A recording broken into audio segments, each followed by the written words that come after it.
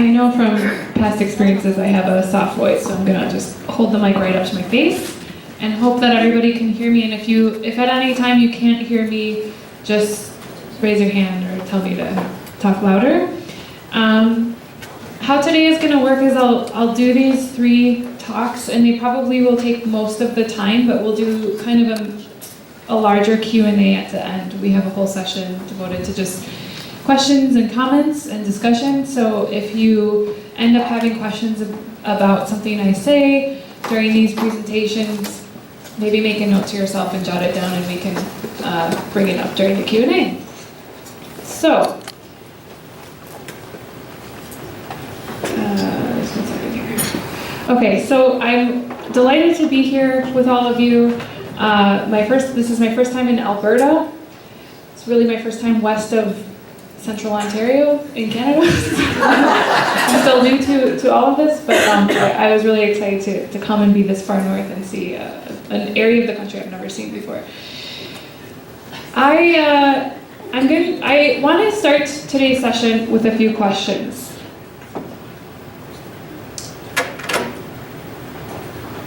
And this is going to set us up for all 3 of the talks. So you don't have to raise your hand or answer out loud, but just kind of ask these questions to yourself in your minds. Have you ever found it difficult to pray or reach out to Christ due to any of the following? The memory of past regrets or failures. Anxiety about how a current situation will affect the future. Dissatisfaction or boredom with your present circumstances. Preoccupation with what you hope to accomplish in the future. Anger or resentment towards someone who has wronged you in the past. Now, if you haven't answered yes to any of that, I would like to meet you and learn your secret.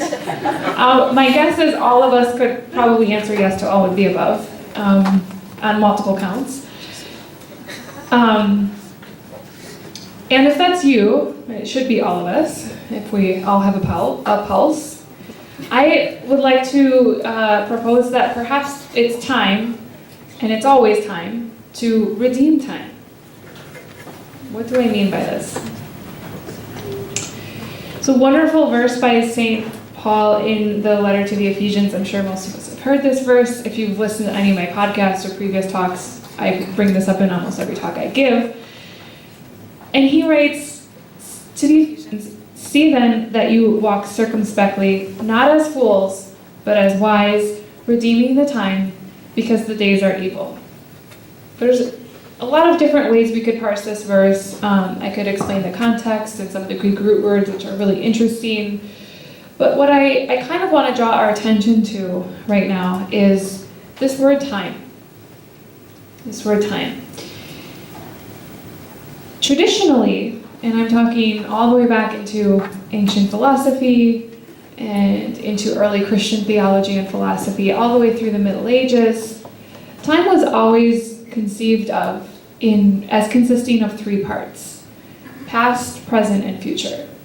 So if you read the writings of St. Augustine, or you read Aristotle or Plato, they're always concerned about the relationship between these 3 elements of time: past, present, and future. And I think that often as Orthodox people, or people who are at least familiar with more of a liturgical sense of time, we read verses like this and we automatically go to sort of the calendar, the church year, and that's kind of our method of redeeming time. We sort of take the time that we're given in life and we forge it into a Christ-centered shape through the liturgy, through the Christian year, through the hours of prayer that we may observe throughout the day. And all of that is well and good. But something that we maybe forget about in our personal lives and our more personal faith is that we as Christians have to work in our own lives to redeem time, and not just redeem time in the present moment as we live it through the liturgy, but we sort of have to redeem our past and redeem the future, and come to terms with what it means to really live in the present moment. Now, all of that may sound very abstract at first. We're going to be delving into what I mean by some of this. but I guess what I'm saying is that we don't often think of time as a category of spiritual formation. We don't think of time as a category of our faith. We concentrate on, living for Christ and doing the best job that we can to follow Him.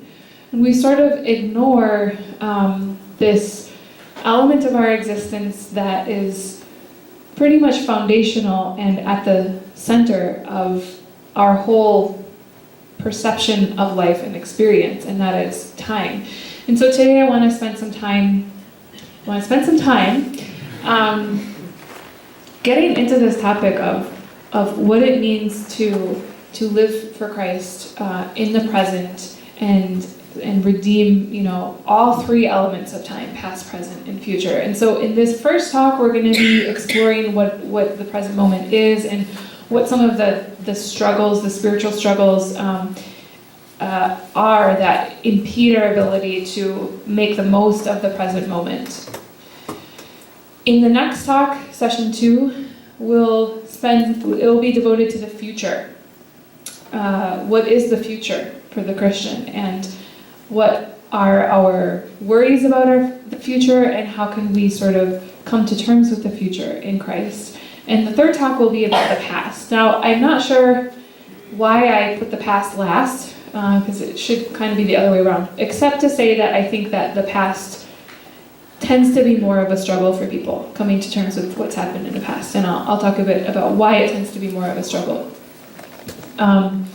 All of this is coming out of my work through Time Eternal and my book, which tends to bring up a lot of conversations with people about time, and I get to sort of see into people's minds about kind of what their struggles are and what what time means for people, not just in the academic books that I read and the theologians that I read, but also just in simple lived experiences, which is really where all of us are at, no matter what our kind of theological capacity is.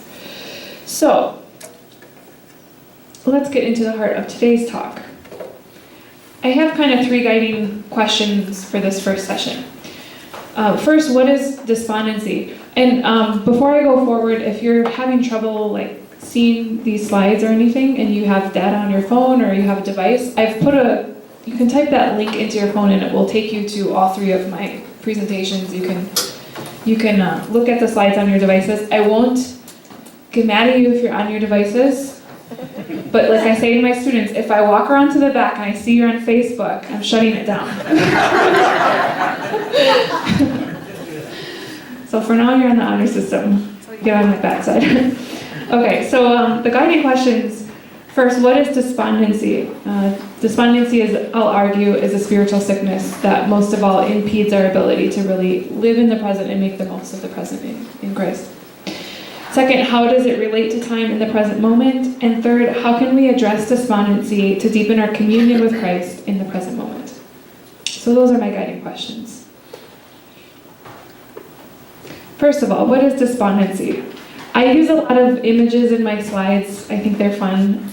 Usually these are just stock images I get off the internet at sites that are legal and all, copyright free and all that. But I saw this picture on one of those sites and I thought it was fun. It was just some guy's legs. He's camping out in the desert, and you can see.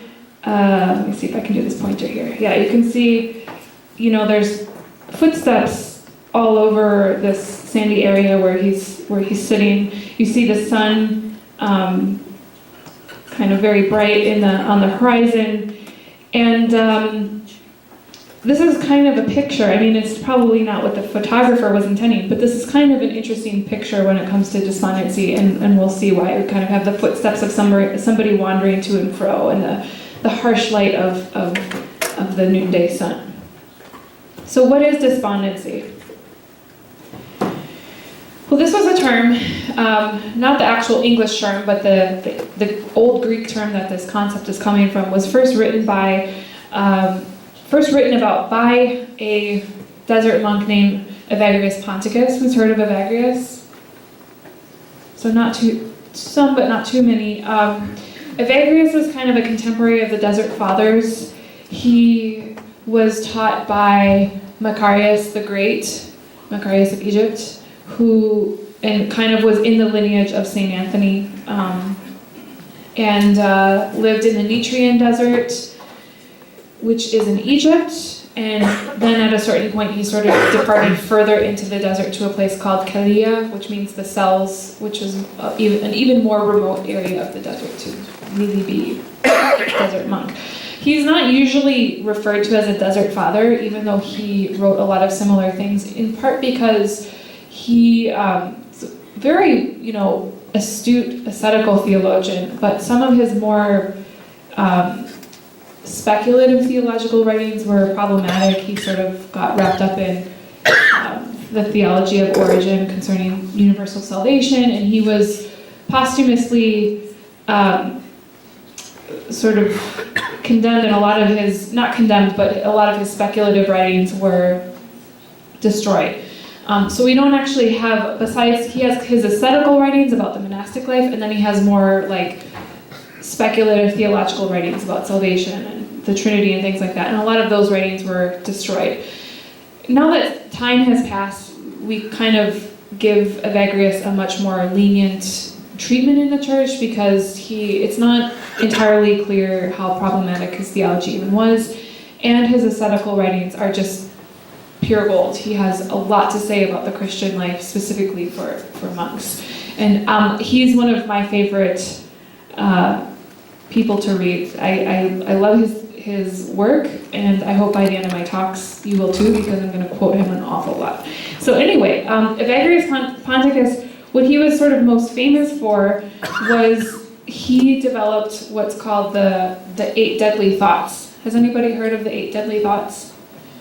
Yeah, so this was kind of the predecessor to the 7 deadly sins. Evagrius, sort of in the desert as he's surrounded by fellow monks, sort of observed the most archetypal spiritual sicknesses that seem to attack, people.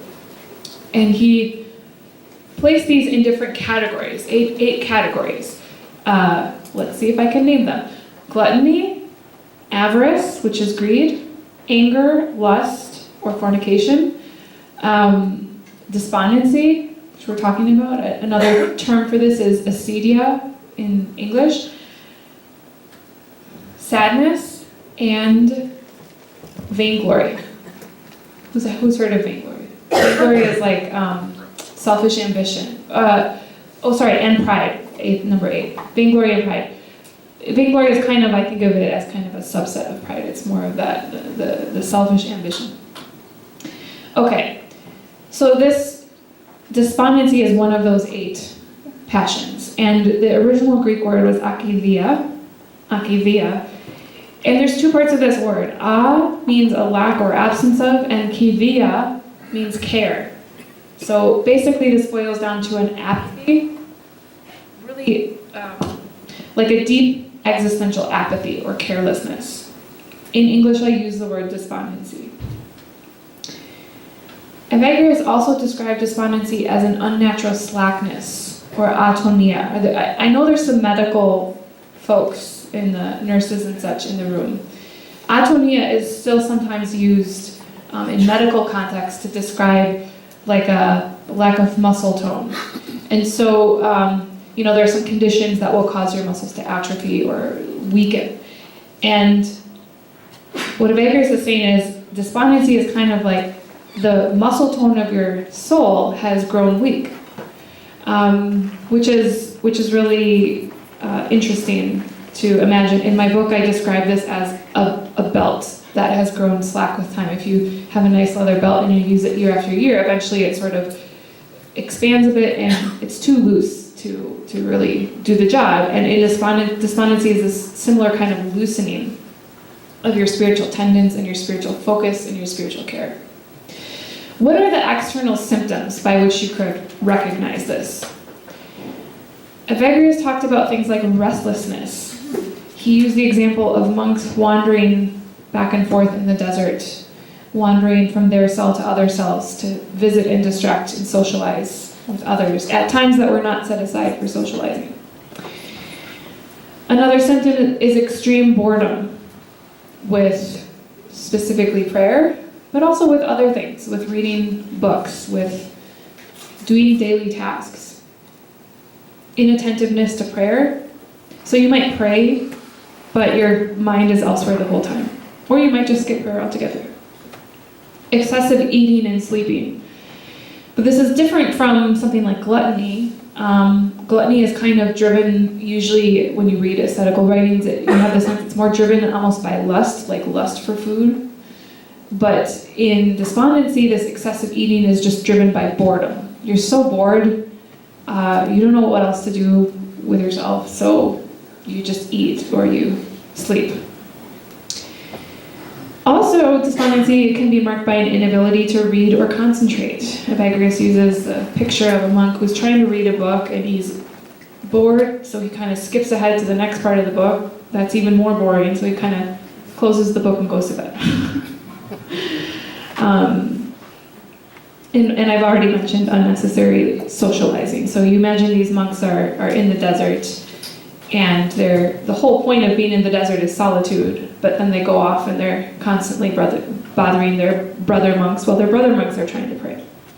So that's kind of some external symptoms of despondency, but there's a deeper part of the story.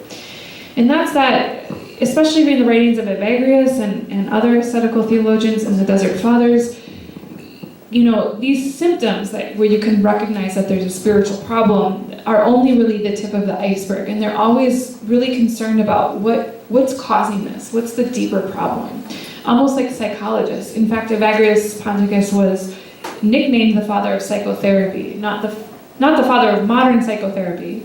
It's probably Freud or something, but the father of Christian psychotherapy, meaning the soul. So this is therapy for the soul or care for the soul. And Evagrius described despondency as the most serious or deadly of the passions, except he kind of said that about all the passions, which if you think about it is fitting because all passions and struggles they're all deadly, and if something is deadly, how can you say something is more deadly than another? But this was supposedly the most deadly passion. He believed it could end in suicide if a monk wasn't careful about it. And in kind of peeling back the layers of the onion, he believed that really at the root of despondency is this a two-pronged kind of struggle with anger and desire. Anger, first of all, at what you have, or anger at what your present circumstances consist of. Maybe we could say dissatisfaction on the one hand, and then on the other hand, a desire or a greed for what you don't have. And so if you picture yourself, just to use an everyday example for us in the world, a job that you're not satisfied with. I'm sure no one can relate to that, but just pretend you could relate to that. A job you're not satisfied with. So you're sitting in your cubicle or your area of the factory or your car that you use for driving in your job. You start thinking, I really don't like this job. It's not challenging, it's not interesting, it's not me. And you start getting angry and really dissatisfied with it. And then the other half of your brain is starts thinking about the job that your friend has. She gets paid way more than you. Her boss is much more pleasant to work with. She has better coworkers. It's closer to her house. Her life is perfect. And so you start kind of desiring what she has. So you have this twofold thing going on. You hate what you have. You want what she has. Neither of which are really going to get you anywhere, because neither of those are very proactive ways of thinking. But they keep feeding into each other and keep sort of reinforcing each other, and pretty soon you get to a kind of gridlock in your mind where you're just who cares? Then you start thinking about your job and you're like, who really cares? I'm just gonna slack off and do the bare minimums, and if my boss notices, so what? I don't care. So that kind of gridlock, that sort of so what, I don't care, that's really the beginning of despondency. Now, I am kind of trying to be even more analytical than Evagrius, and I kind of read this anger and desire that I'm like, well, what comes before that? Because first we have this despondency, then we have anger and desire, and before that, where does the anger and the desire come from? I'm sure there's multiple answers, but my answer to that is pain. I think what comes before anger and desire is pain. And it's a specific kind of pain. It's not like I stubbed my toe and now I'm like really angry about my job. It's the pain of just existing. The pain of existing in a world that we know is not permanent.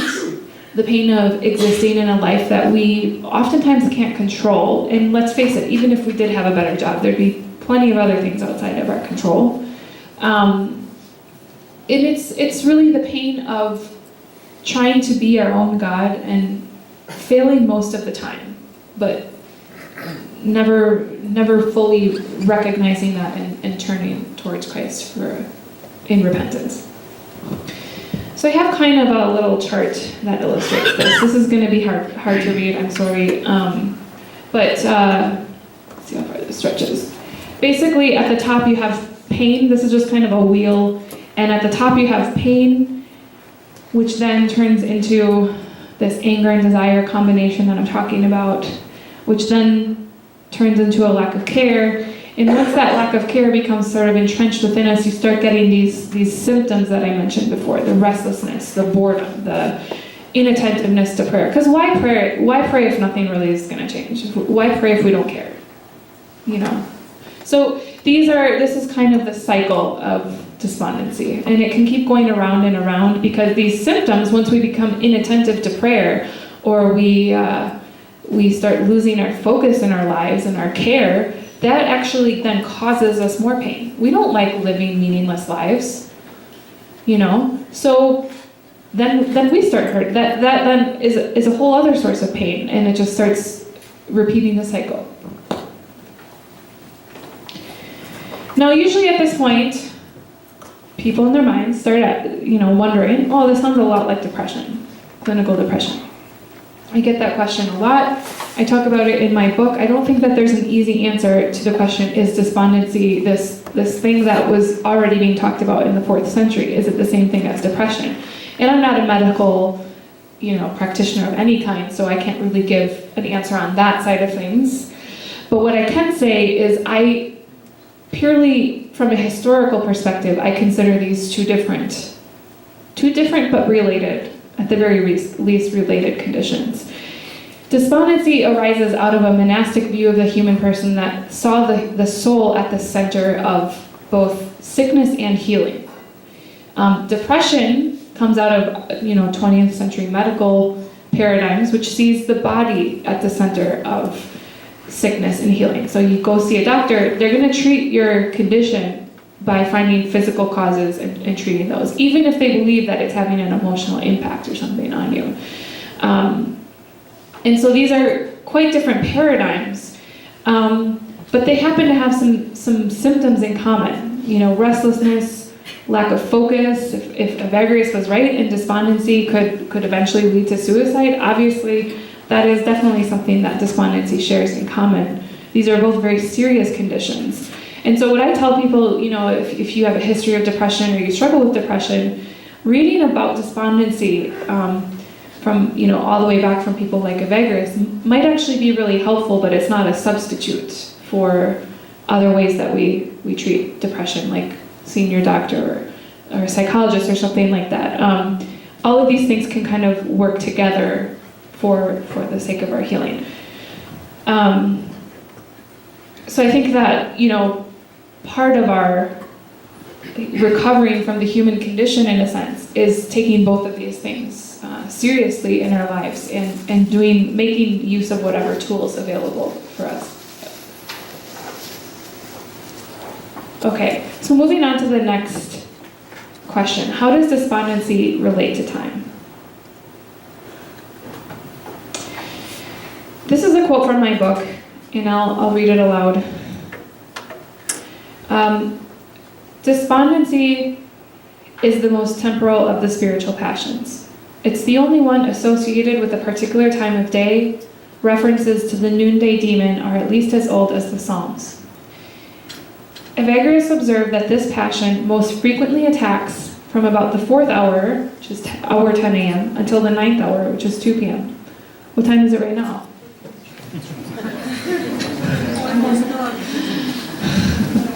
Prime time. We are in the time zone of despondency. So if you find yourself, you can't focus on my talk, it has nothing to do with me, it's despondency. Okay. So that's one way that despondency is the most time-oriented or to do with time passion that there is. It actually is tied to a particular time of day.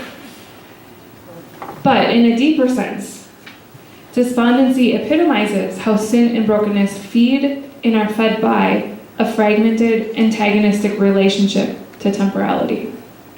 So despondency to me is really the key spiritual passion that affects our perception of time for the negative, not in a good way. I want to give you a sense of what I mean. I have an even longer quote. Again, I'll read this out loud because I know that it's difficult to read on the screen for some of us. And this is a quotation from Evagrius, from a treatise that he wrote called Practicos, which was a practical treatise for desert monastics. And he's talking about all the different passions that can afflict you, and here he's talking about acedia or despondency. The demon of acedia, also called the noonday demon, is the one that causes the most serious trouble of all. First of all, he makes it seem that the sun barely moves, if at all, and that the day is 50 hours long. Now first, that's a little hard to relate to because we don't use the sun so much anymore to tell time. We have other instruments nowadays. But think how often you check your smartphone. That's that's a similar thing to why a monk would stare at the clock. He's waiting for a notification here, waiting for some time to pass, and he feels that the day is 50 hours long. Who can relate to that feeling? I certainly can. Then he constrains the monk to look constantly out the windows, to walk outside the cell, to gaze carefully at the sun to determine how far it stands from the 9th hour, to look now this way and now that. So he's restless. He's just trying to, when's time going to pass here? And then two, he instills in the heart of the monk a hatred for the place, a hatred for his very life itself, a hatred for manual labor. This gets into the anger that I was talking about, the anger at what you have. The monk just full out starts to hate everything that is before him and everything that needs to be done. So that gives us kind of a sense of how despondency taints our experience of the present moment. In despondency, the present moment begins to seem stale, dissatisfying, something we really, really don't want to have to deal with. And out of that antagonism towards the present moment, our minds start to play tricks on us and get us to escape from the present moment and go back to the past or the future, because we can't really, we can't actually leave the present moment unless we're in the movie Back to the Future. But I'm guessing most of us aren't in that movie. And so what is difficult about the present moment for the mind is, first of all, deep down the mind knows it can't get out. We're kind of imprisoned. If you want to take a negative view, we're imprisoned in the present moment. We can't make it go faster, we can't make it go slower.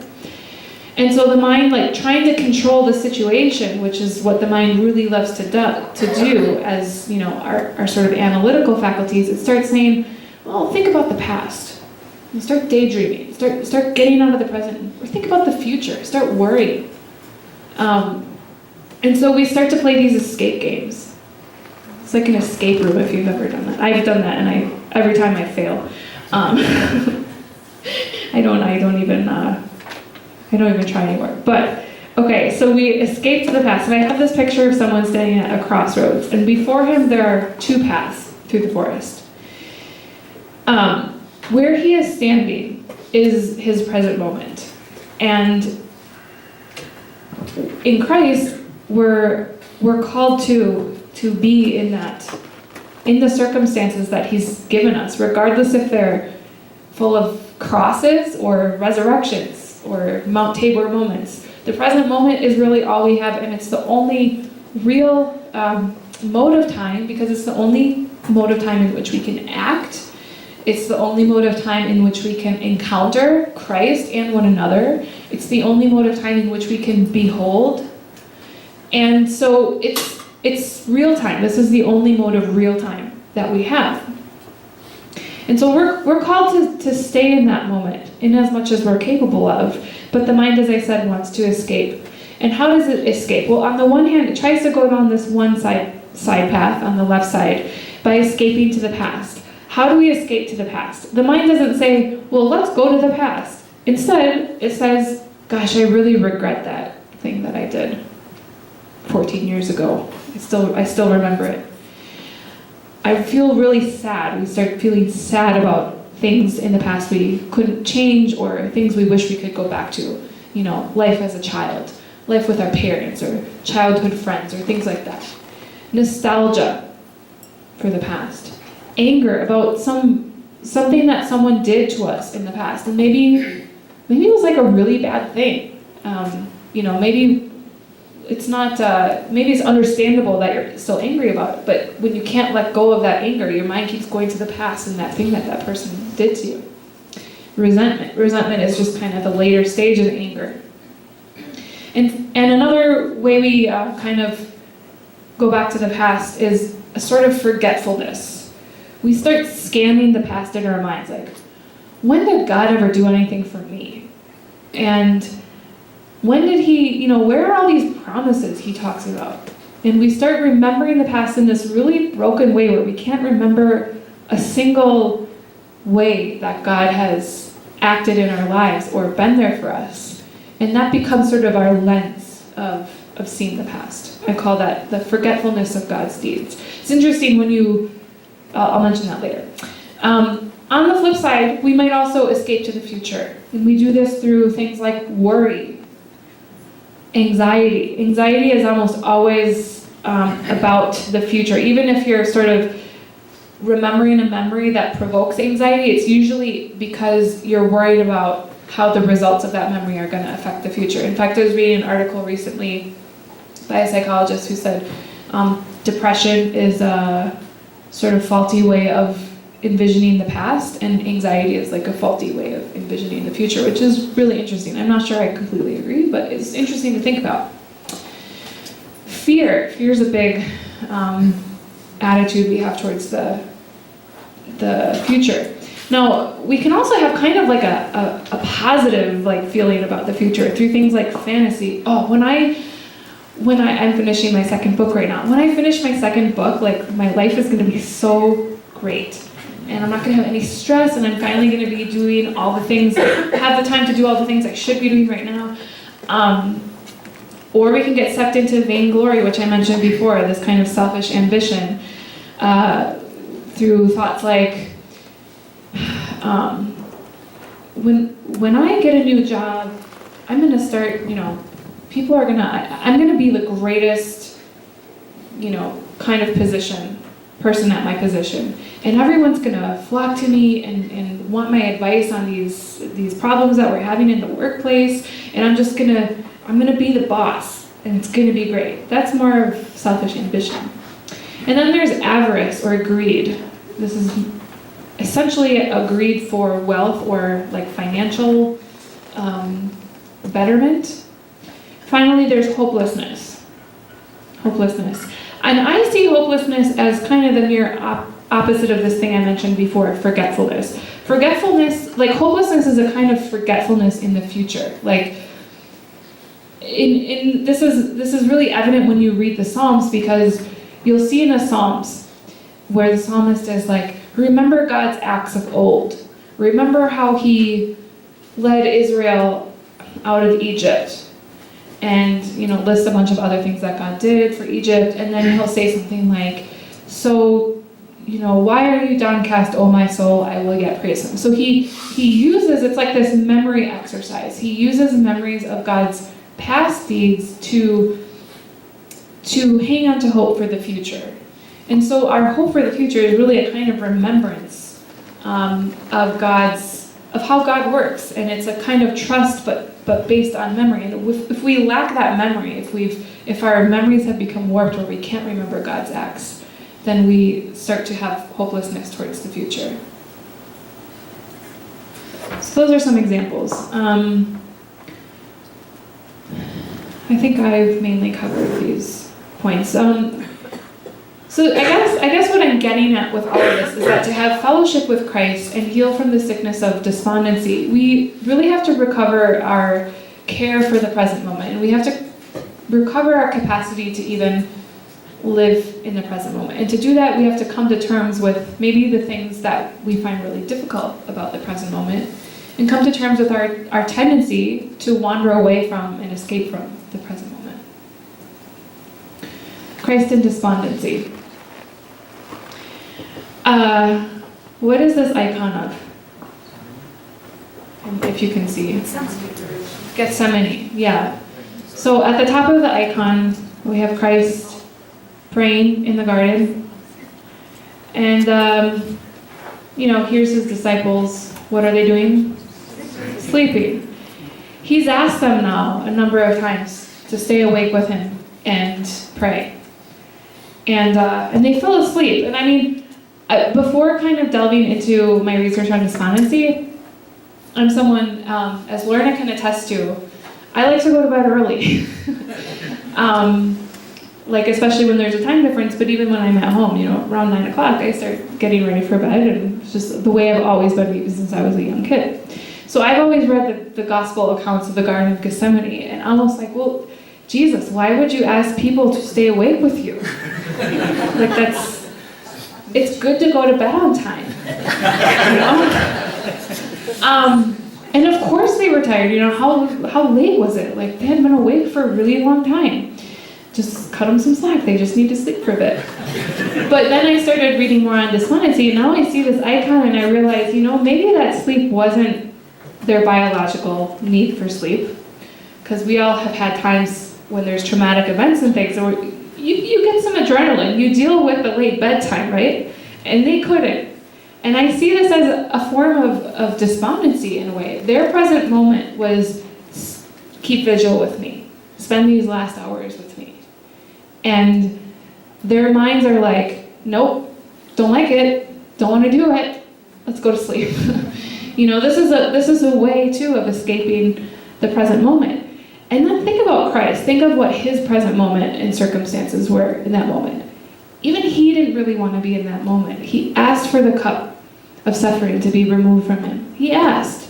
It's not that his will was against it per se, but he knew what was going to be asked of him. And he was only going to go through with that if it was absolutely necessary. But what we see is him not running away from his pain, not running away from his maybe concerns about what was going to take place as a fully human incarnate Son of God. He stayed in that moment, and he turned to the Father, and he kept staying in that moment. And even when the cup was not removed from him, he didn't escape. He didn't walk away from the present moment. He didn't start,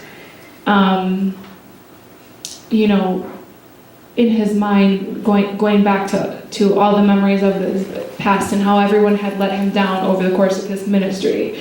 He didn't curse the Father. He didn't, he stayed the course. And that I think was the hardest present moment on earth to be in, because he knew exactly what was coming.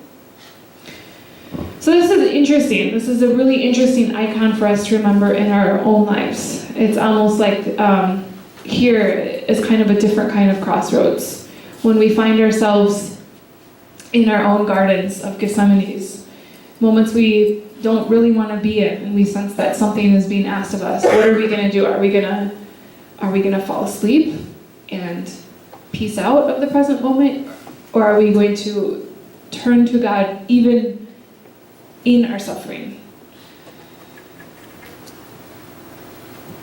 So, how do we heal from this despondency and kind of recover our capacity to be in the present moment? Well, there's many practical antidotes. I call these antidotes, or ways to conquer despondency.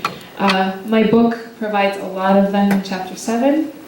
But just to throw a few additional ones out there, and these are probably, if you read Evagrius, he mentions a lot of like practical ways for monks to address despondency in their lives. And one of the things he always mentions is the importance of manual labor. Do you remember that quote before? One of the symptoms was the monk hates his cell, he hates his life, and he hates manual labor. He hates the kind of daily quotidian tasks that have to be done. And Evagrius recommends actually using those tasks as a way to recover from despondency, but doing them in a particular way. So he advises, when you sit down to do these daily tasks, to set a goal for yourself, a small goal, and not to walk away from that task until the goal is finished. So, at home, a goal could be folding one basket of laundry or washing one sink full of dishes. If that's too hard, washing 3 dishes. But the trick is you have to set your goal low enough that you will complete it, because you need that sort of sense of finishing something. You need to kind of build up that sense of completion so that you'll be able to have more of a sense of purpose when you go about these tasks. And of course, for the Desert Fathers, as well as for Evagrius, manual labor was always tied to prayer. So this isn't just about productivity in an earthly sense. You're relying on tasks with your hands to sort of draw your mind away from its tendency to escape and resort to anger and desire, and back into prayer, whether it's the Jesus prayer, whether it's the Psalms, or another prayer that you can say in your mind to turn towards Christ. Another thing that Evagrius thinks is really important is moderation and balance in the spiritual life. So one thing that can conjure up despondency is going beyond our capacity. This is a good thing to think about as Lent is starting. We have fasting rules in the church, but if you're not able to complete those rules, or you have health conditions, or you feel weak, that's a conversation to have with yourself and God and with your priest, to arrive at some way where you can be more moderate. And Evagrius himself, it's interesting, he had a lot of digestive problems, in part because he over-fasted, and his monks around him, including Macarius the Great, had to tell him, look, you have to treat your body with respect, and you have to find a way to be more moderate. It doesn't mean you're less of a monk or less of a Christian or something. It means you're taking care of yourself. And finally, sort of the mother of all virtues is Thanksgiving. Thanksgiving is an antidote to virtually any spiritual sickness or problem that you're having. The ability to give thanks, even to give thanks for your despondent tendencies. Because in recognizing them, we get kind of this signal of our need for Christ. And so learning to give thanks is very important. But these are all, these are practical and these are good, but really deep down, they all require something. They require turning toward rather than avoiding Christ in the present moment He's placed before us. Again, the present moment is the only time when we can have fellowship with Him.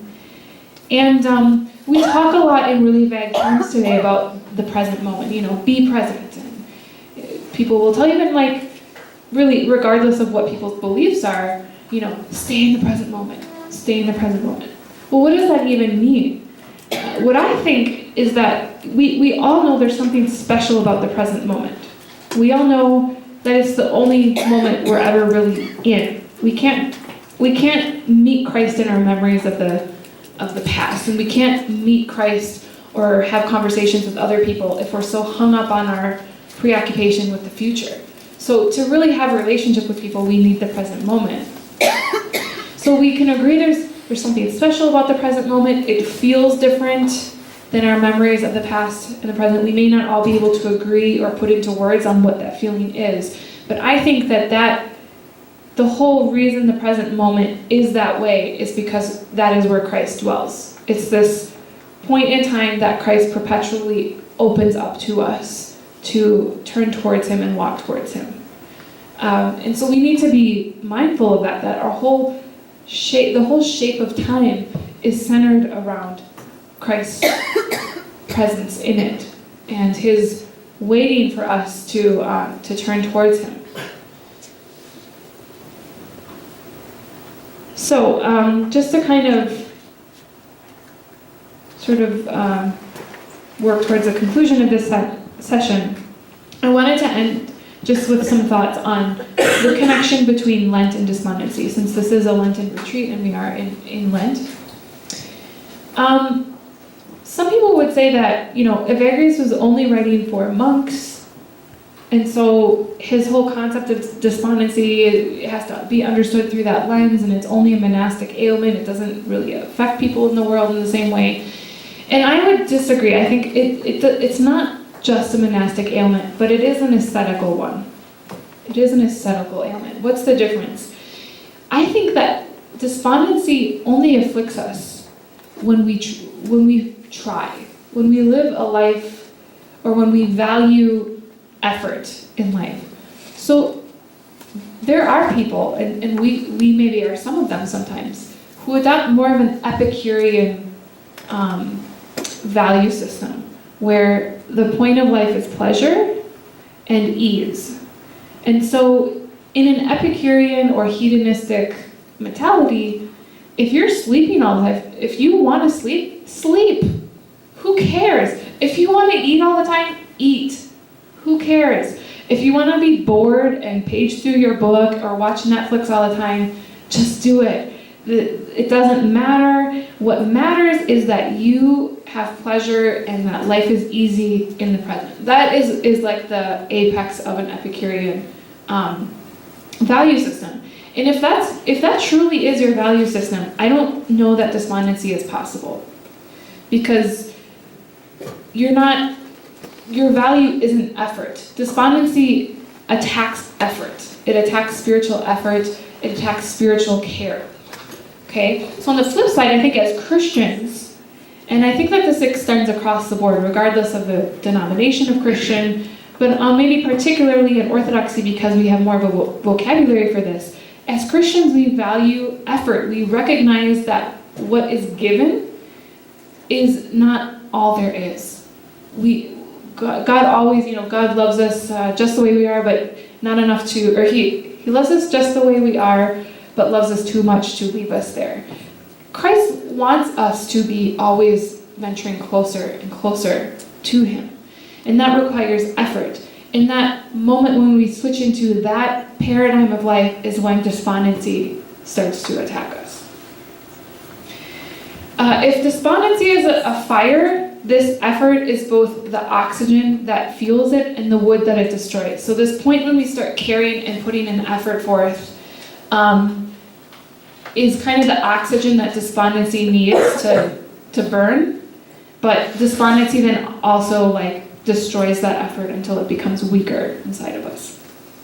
Now, Lent, really interestingly, is an ascetical journey. So while we are not monks, at least I don't know if there are any monks in here, but I don't think there are, because you have a monastery near here. Is there a monk? Oh, hi, welcome.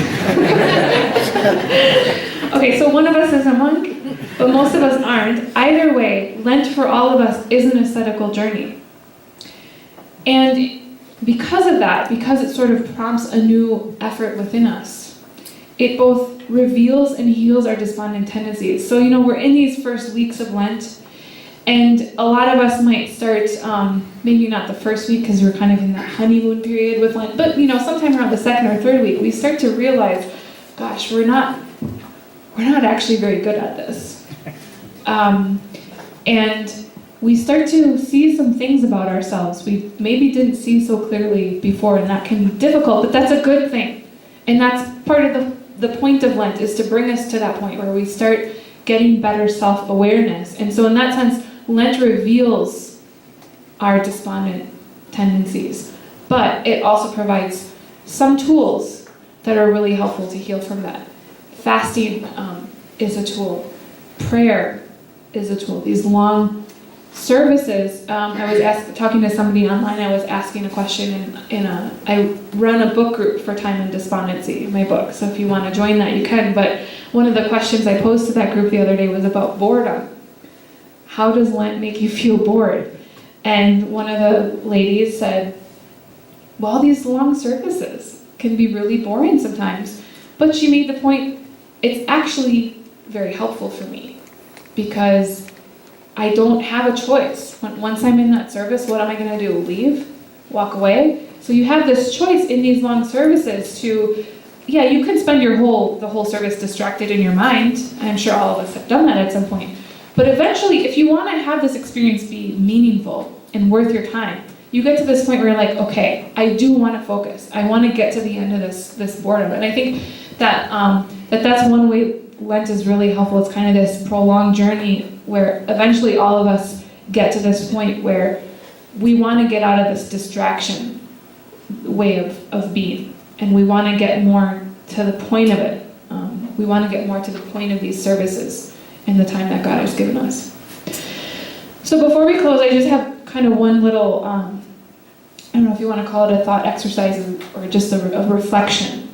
I'm going to share a quote from Evagrius. So it's a longer quote. But it's a quote that I think, to me at least, is really a good, gut check. When I'm having those times where I know I'm not present, I know I'm going off into every which way, my anxieties, my whatever, fantasies and all of that. And I need to sort of retrain my mind to get back to what's important. I sometimes return to this quote.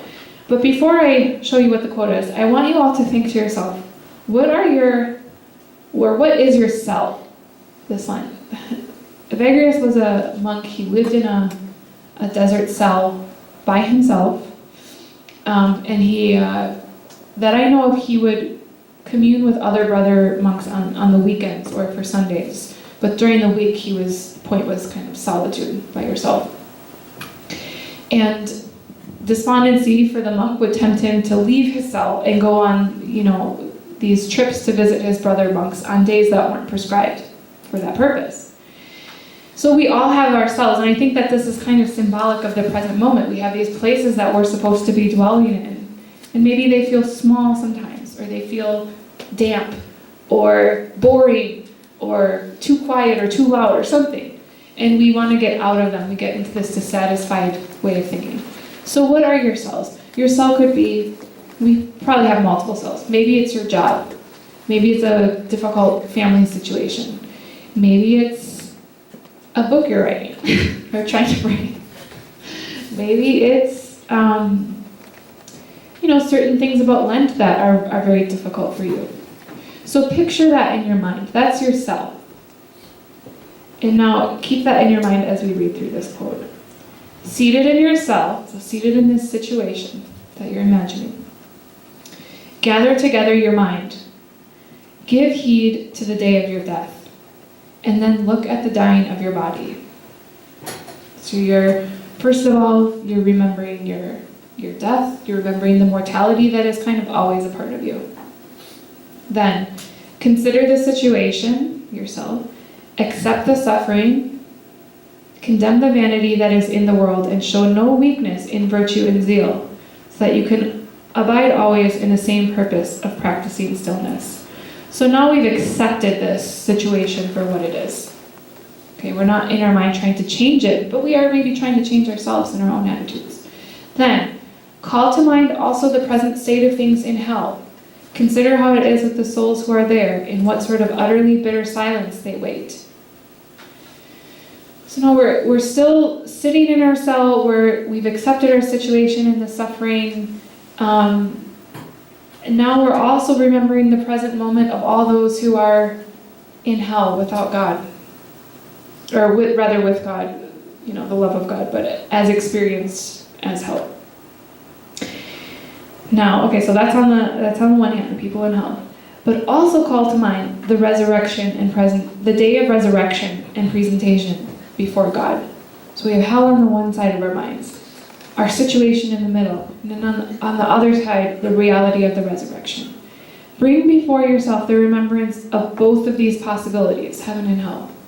And I always picture kind of gathering both of those realities into, like folding them into my situation. If you bake, kind of fold the dough all together. You're folding that all into what you're experiencing right now. Do not detach your thinking from the recollection of these things, so that through these you may also escape defiling and harmful thoughts. So what he's saying here is now, as you move forward from this thought, don't detach yourself from these realities, from the reality of hell and the reality of heaven. And always be trying to bring those into whatever you're experiencing in the present.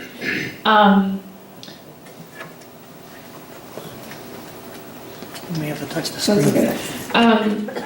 I was reading this to my husband, and he, he always likes to give me like feedback on things. And he pointed out that St. Silouan said this way simpler. He said, maybe some people might need just a simpler thing to latch onto. And so he brought up the quote from St. Silouan, who said, keep your mind in hell and despair not, which is kind of shorthand for, I think, the same sentiment that Evagrius is explaining here.